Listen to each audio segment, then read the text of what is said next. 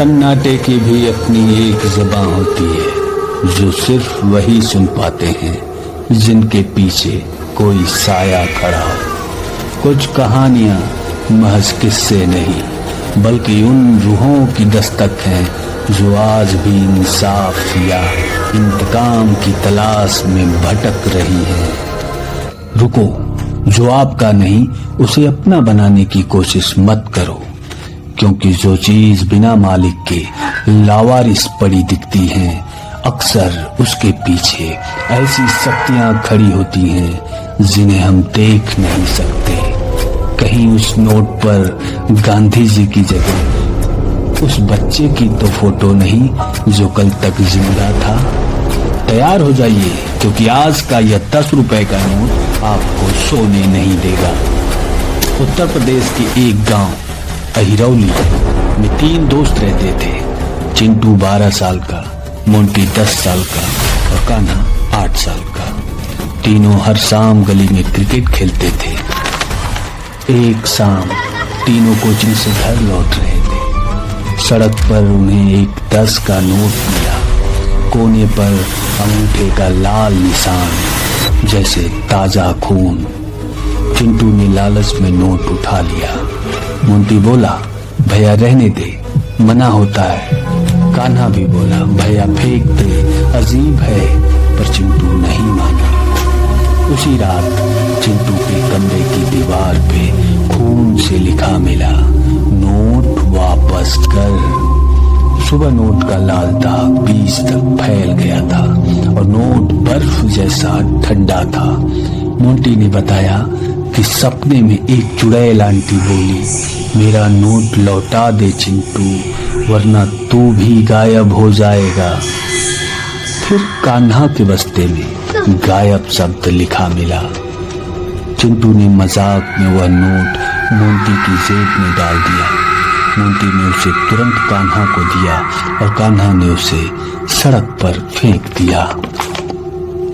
हवा में एक अजीब सा भारीपन था, जैसे सन्नाटा खुद कुछ कहना चाह रहा हो।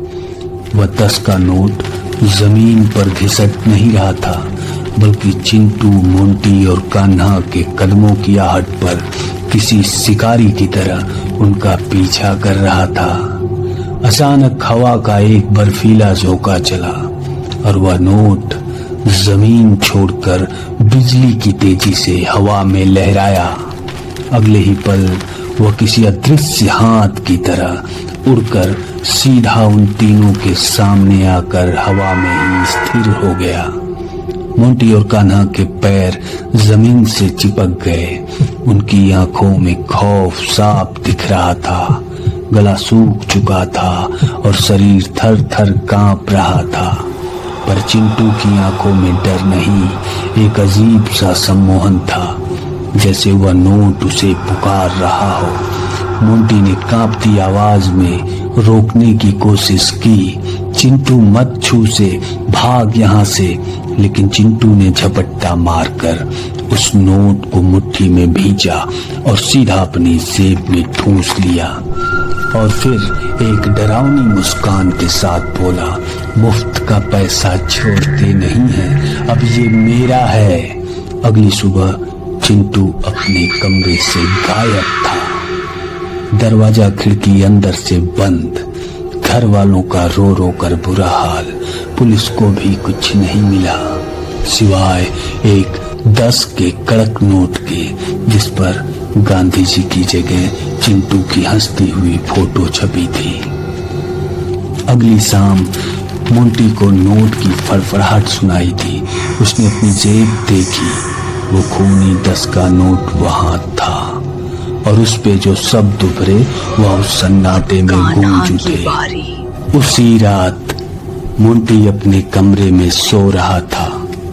घड़ी में 12 बज रहे थे। मोंटी को लगा कि एक सफेद साड़ी वाली आंटी चिंटू को ले जा रही है। मोंटी ने टार्च जलाई। सामने सफेद साड़ी वाली चुड़ैल, हाथ में वही नोट जिस पर चिंटू की फोटो छपी थी। चुड़ैल बोली, ये नोट मेरी जली हुई मांग का सिंदूर है। दहेज के 10,000 कम पड़ गए थे। चिंटू ने मेरा नोट चुराया, अब वो हमेशा मेरे पास है।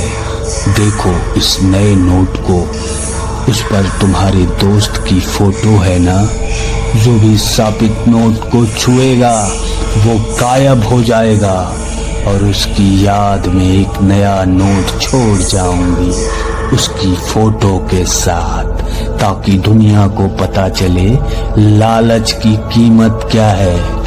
1980 में गौरी नाम की दुल्हन दहेज के लिए जिंदा जला दी गई। मरते वक्त अंगूठा 10 के नोट पे लगाया था। कसम खाई थी मेरा खून हर लालची बच्चे को निगल जाएगा और उसकी तस्वीर नोट पे छाप दूंगी निशानी के तौर पर। अगली सुबह मोंटी भी गायब और उसके तकिए पर एक और कड़क नया 10 का नोट और उस पे मोंटी की फोटो। अब कान्हा अकेला है और वो खूनी नोट अब उसकी जेब में है।